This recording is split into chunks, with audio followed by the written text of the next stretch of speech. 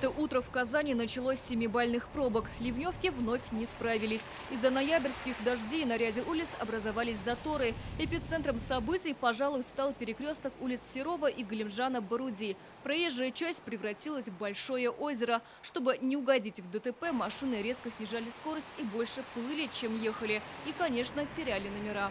Вот это вот безобразие у нас уже давно. Вот бульвар начали делать, по-моему, хуже стало. Раньше, по крайней мере, до такой степени вот вода не набиралась. Стараемся как-то потише ездить. Уж не разгонишься в такую погоду. И скользко сейчас, и осторожно надо как-то ездить.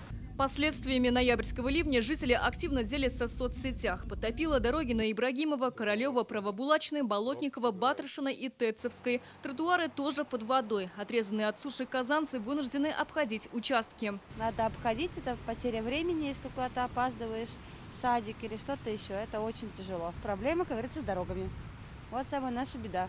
Поэтому, да, неудобно. В Бугульминском и Лениногорском районах ветер был настолько сильным, что повалил деревья. Сорвал крыши с многоэтажек на Воровского и Тухачевского. Некоторые жители остались без света. Этой ночью трассы окутали первые метели и гололедица. Эти кадры сняты между Казанью и Йошкар-Олой. Из-за снегопада практически ничего не видно. Госавтоинспекция республики призывает водителей быть аккуратными. Ажиотаж сейчас в шиномонтажках. Чтобы поменять летние шины на зимние, некоторые стоят в очередях по 2 часа.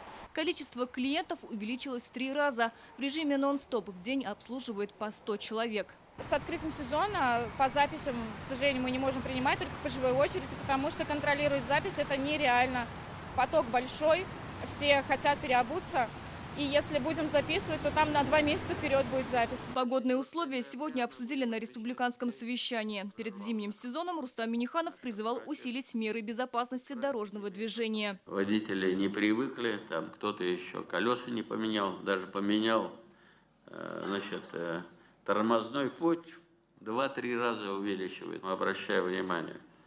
Обращаю Минтрансу, администрации городов, районов, обеспечить оперативный переход эксплуатирующих режим осенне-зимнего содержания дорог, усилить меры безопасности дорожного движения, содержание в нормативном состоянии дорог и пешеходных зон.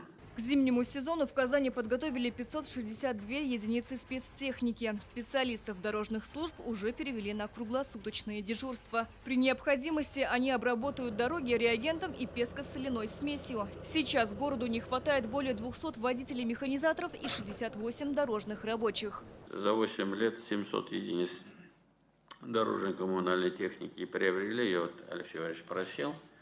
Техническая готовность одно – укомплектовать персоналом, чтобы эта техника работала. Работала, если надо, и 2 смены, и в 3. МЧС вновь предупреждает об ухудшении погоды. Гидрометцентр дает штормовое предупреждение. Предстоящей ночью и завтра днем в республике ожидается мокрый снег, дождь, гололедица и шквалистый ветер. Все эти явления синоптики объясняют активным циклоном Мартина, пришедшим с Балтийского моря. Этой ночью он бушевал в Московской области. По информации синоптиков, в эти выходные в Татарстане порывы ветра достигнут от 15 до 25 метров в секунду. Причем в утреннее время ветер будет южным и юго-западным, а уже днем он сменится на западный. В Казани же порывы ветра достигнут максимум 23 метров в секунду. Утром в Казани было плюс 6 градусов, а по республике вот буквально за 12 часов температуры повышались до 10 градусов тепла. С постепенным отходом этого циклона дальше на северо-восток мы ожидаем понижения температурного фона. К вечеру температуры понизятся до плюс 2, минус 2 градусов. В начале следующей недели такая погода сохранится. Температура полностью уходит в минус, что днем, что ночью. На трассах возможна метель. Ирина Васильева, Данил Филатов, ТНВ, Казань.